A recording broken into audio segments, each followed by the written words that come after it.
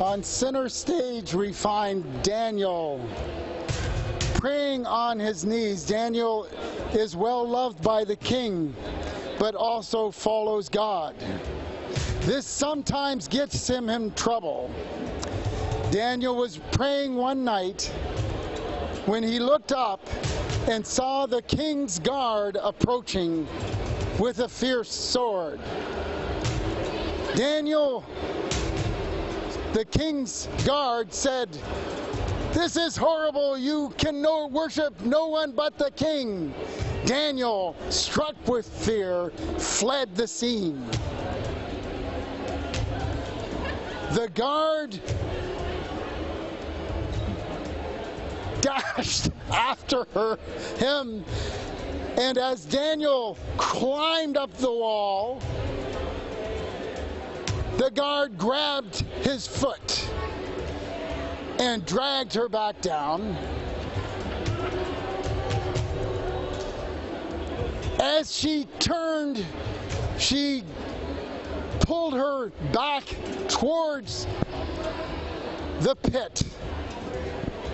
Climbing up the wall, Daniel could see a wide opening before him, and the king's guard threw him into the pit, flipping her over her head as she twirled and swirled, crashing to the ground. The king's guard kicked the dust off her heels and walked away. Daniel dusted off, stood up, realizing that she was uninjured. But then, suddenly, a ferocious lion appeared, growling, making fierce, menacing sounds. Daniel was first struck by fear, and then realized, no, I must beg God, I must pray to God for deliverance. The lion kept approaching, biting on the feet of Daniel,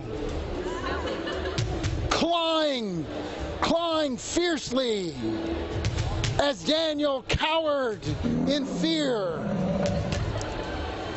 And then suddenly there was a change in the spirit of the ferocious lion, and he cuddled at Daniel's feet. Daniel patted the lion on his back, saying, "It's okay, you're all right." And the next morning,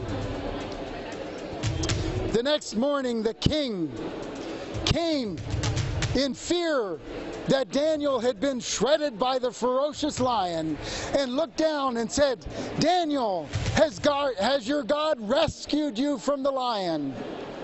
Daniel said, "Yes, I am good. My God has saved me from the lion."